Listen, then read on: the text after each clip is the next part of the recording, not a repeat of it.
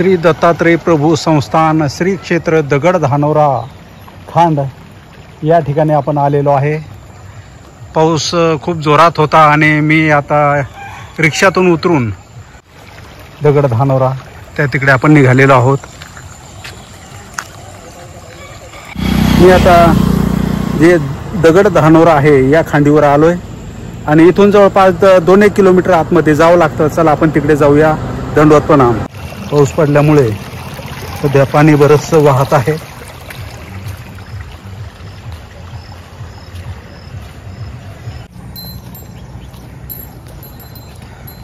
समोर असं वातावरण आहे।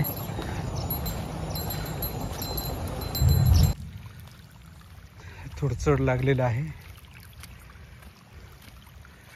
पाऊस भरपूर झाल्यामुळे सध्या रस्ते देखील खांदून गेलेले आहेत।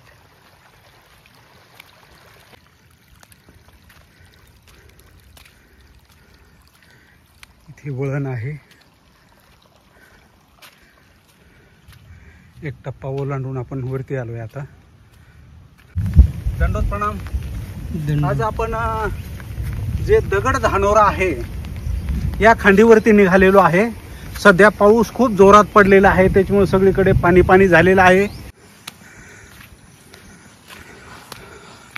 उंच एक टेकडी आहे, जे पठार आहे त्याच्यावरती आपलं स्थान आहे।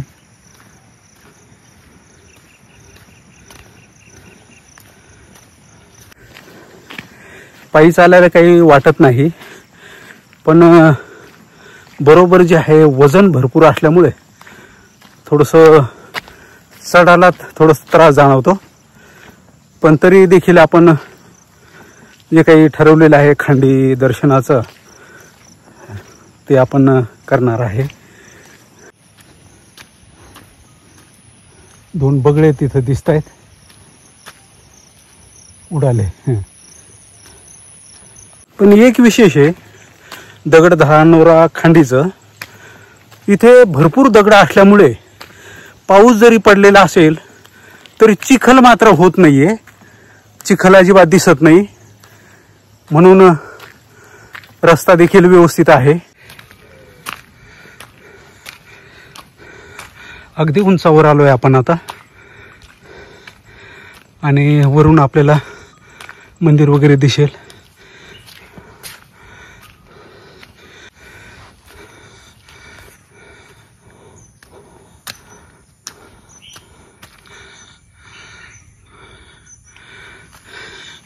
इथे एक आश्रम आहे, गडगडाट चालू आहे।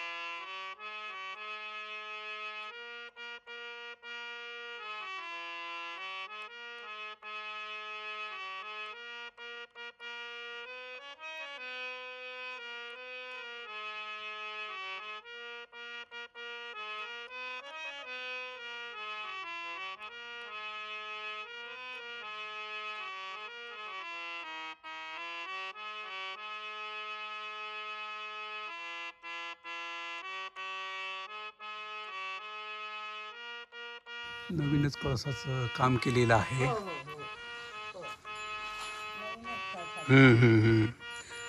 मागच्या साईडने आपण पाहत आहोत। हो चालेल चालेल।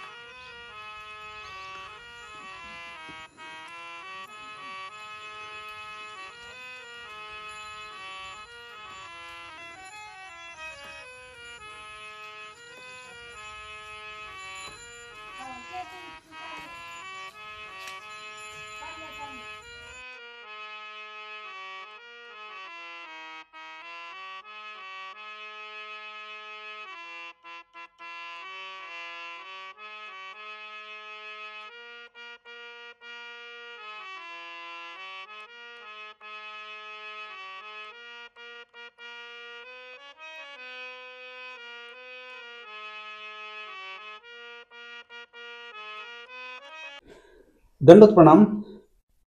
मी 12 खांडी करत करत करत आज श्री क्षेत्र दगड धानोरा तालुका पुसद जिल्हा यवतमाळ येथील खांडीवरती आलेलो आहे. श्री दत्तात्रेय महाराज की जय. दगड धानोरा ही खांड 12 खांडीपैकी एक खांड आहे. या खांडीकडे येण्यासाठी यवतमाळ जिल्हा पुसद तालुका पुसदवरून ही खांड 30 किलोमीटर आहे. येण्याचा मार्ग तुम्हाला 2 आहेत. एक उमरखेडहून येता येते आणि दुसरे इकडे शेंबाळ पिंपरीहून येता येते. या खांडीची स्थापना विश्वनाथ व्यास बाळापूरकर बाबांनी केलेली आहे. पूर्ण 12 खांडीची. 12 खांडीला पूर्ण 12 खांडी करण्यासाठी मार्गशीर्ष महिन्यामध्ये भरपूर लोक येतात. संत महंत भिक्षुक वासनिक. आणि या मंदिराचा जीर्णोद्धार 2024 मध्ये झालेला आहे. परमपूज्य परमहंत आचार्य श्री कुरुंद्याचे बाबा मोठे बाबा यांच्या हस्ते कळसारोहणाचा कार्यक्रम झालेला आहे. दंडवत प्रणाम बाबा. आपण आता सध्या कुठे निघालेलो आहोत? आपण आता दत्त कुंडाकडे, जिथे प्राचीन पहिले छोटस कुंड होतं, परंतु कापोराची सेंद इथे दरवर्षी वंदन करायला येते. तर मागील वर्षी 3 दिवसासाठी आल्यानंतर या ठिकाणी व्याघ्र त्या ठिकाणी दलदलीत गेला असं वाटलं आणि त्या ठिकाणी आम्ही जेसीबीने उकरलं. तर अवघ्या 2 फुटावरती त्या ठिकाणी काही पाणी निघालं आणि त्यासोबत नांगरी फाळ निघाली. आज इथून पुढे त्यांना आता हे दुसरं वर्ष आहे की इथे लेकी बाळीची परिक्रमा वेढा हा आरंभ आहे ह्या कुंडासाठी, जिथे आपण पाहू शकता. इथे बाबा आहेत, इथे ताई देखील आहेत आणि ते एक सांगतात. कुठे निघालो ताई आपण आता? आपण आता सध्या दगड धानोरा खांडीवर आहात आणि आपण श्री दत्तकुंड या ठिकाणी आता निघालो आहोत. आता ती दत्तकुंड कसं आहे ते पाहण्यासाठी आता मी उत्सुक आहे. मी इथं थांबलोय आणि संध्याकाळी मुद्दाम आपण ताईंच्या बरोबर आणि बाबाई आहेत बरोबर, मग ते आपण कुंड पाहूया. इथे आले तर जरूर आपण हे कुंड पाहू शकता. हो, अवघ्या 7 फुटावरच पाणी आहे. पाणी इतकं छान आहे ना. तुम्ही ते बिस्लरीला काय करता? अरे बापरे बापरे बापरे. इतकं पाणी छान आहे. हो, दत्तकुंडाकडे आपण निघालेलो आहे आणि पाणी अतिशय सुंदर आणि चांगलं आहे म्हणतात. 7 फुटावरच पाणी आहे म्हणतात. तिकडे आम्ही सध्या निघालेलो आहे. सायंकाळची वेळ आहे, पण आपल्या सर्व भक्तांना याची माहिती व्हावी म्हणून ही भ्रमंती सध्या चालू आहे.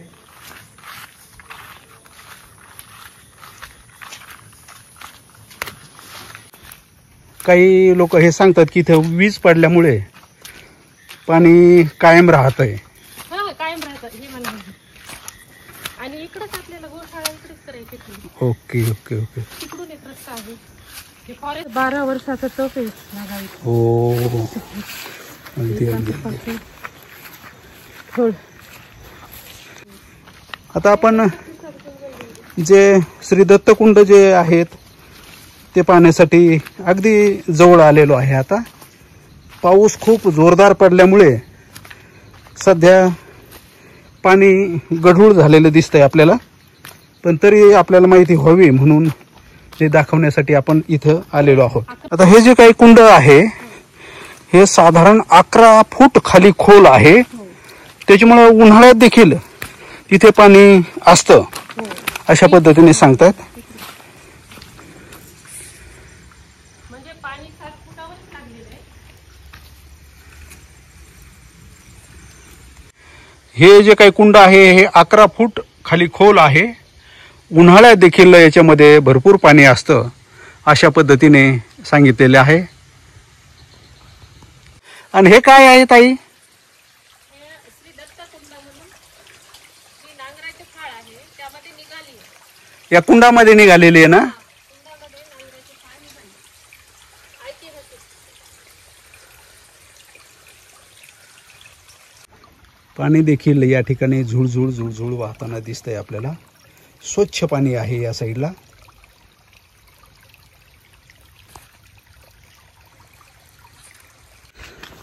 सध्या श्री दत्तकुंड पाहून, हा परिसर पाहून पुन्हा आपण आपल्या दगड धानोरा जी काही खांड आहे तिकडे निघालेलो आहोत.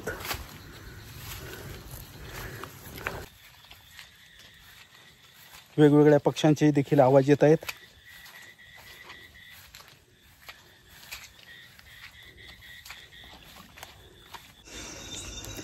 मी सध्या दगड धानोरा खांडीवरती आलेलो आहे. रात्रीचं जे आहे आपण हे मंदिर कसं दिसतंय ते आपण पाहूया. सगळीकडे एकदम शांतता आहे.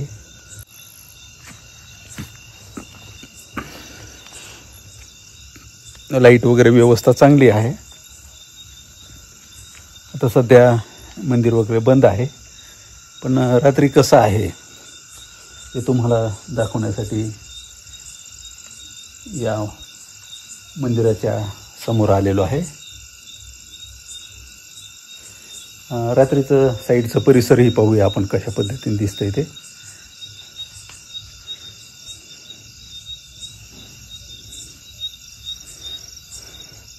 इकडे काही आहे सपर वगैरे बनवलेलं आहे.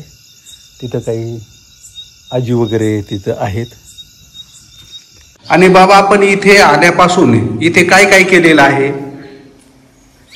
इथं तुम्ही म्हटले की सुरुवातीला इथं पाण्याची फार म्हणजे व्यवस्था नव्हती. पूर्वी पाण्याची व्यवस्था नव्हती.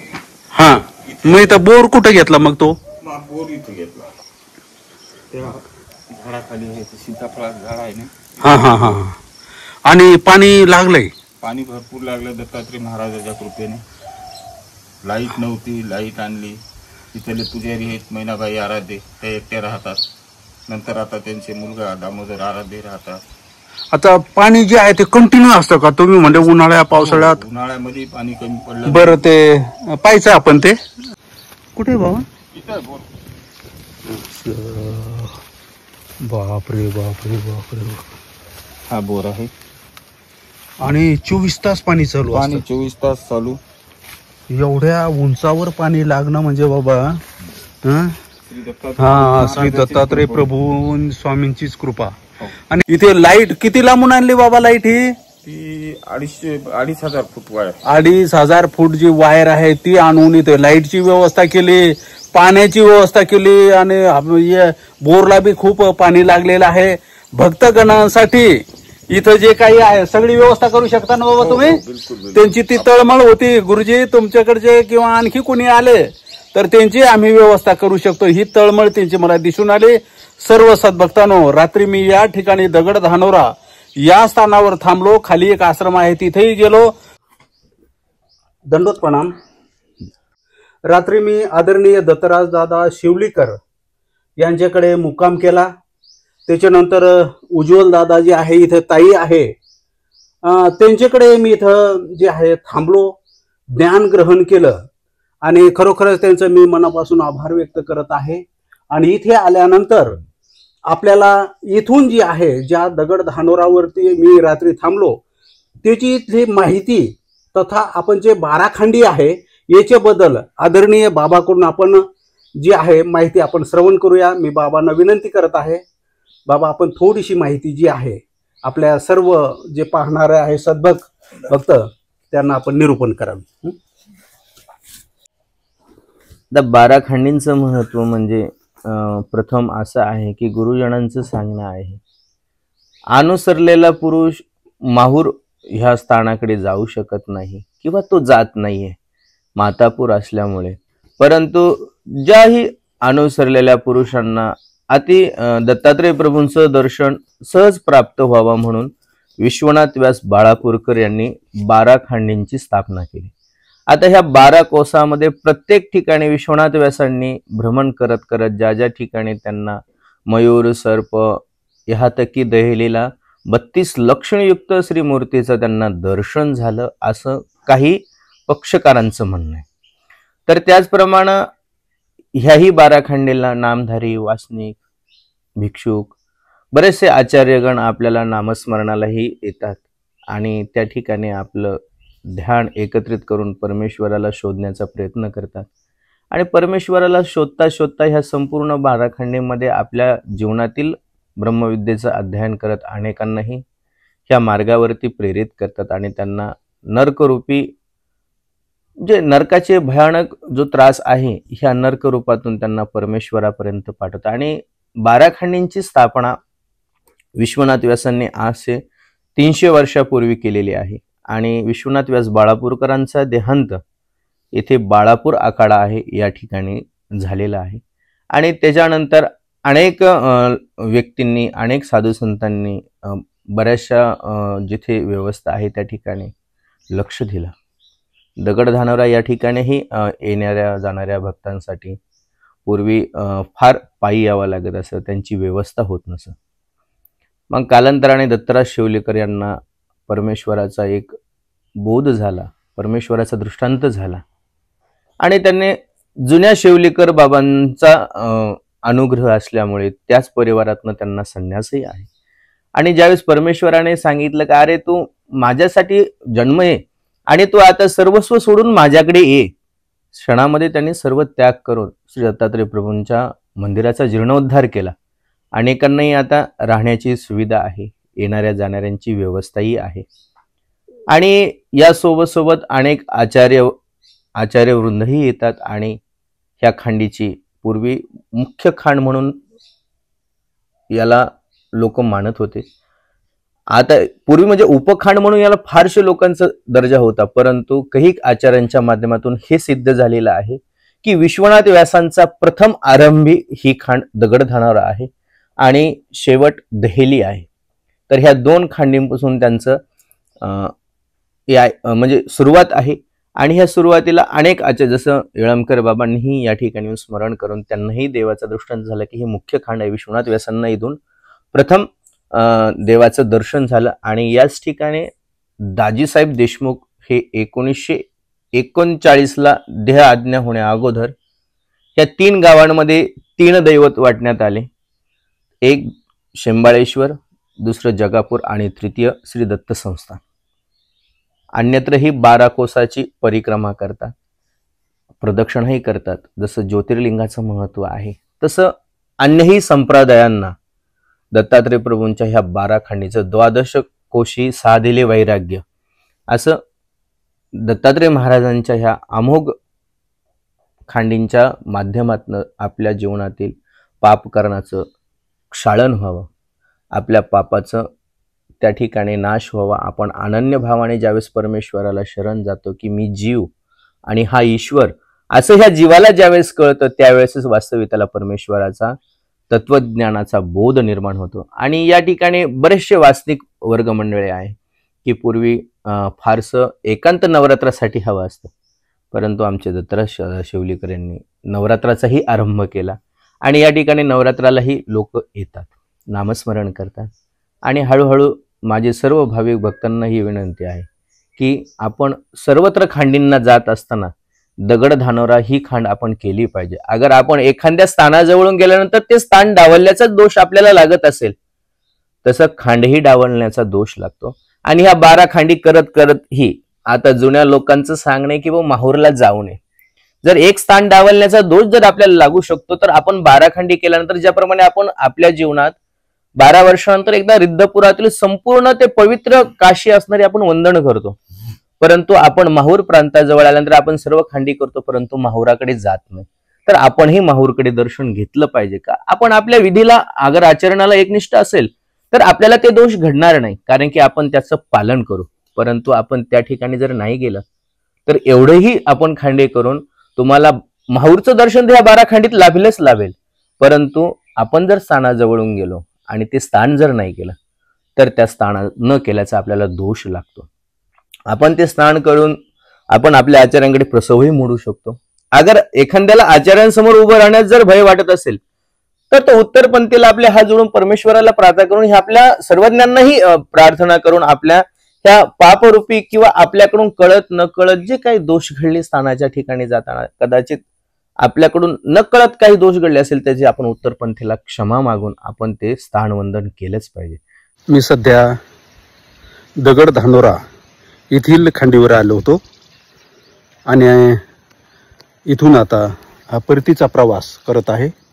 पुढच्या खांडीकडे आपण जात आहोत. दंडवत प्रणाम, दंडवत प्रणाम. श्री क्षेत्र दगड धानोरा येथील खांड जी आहे तो परिसर आपण पाहत आहोत.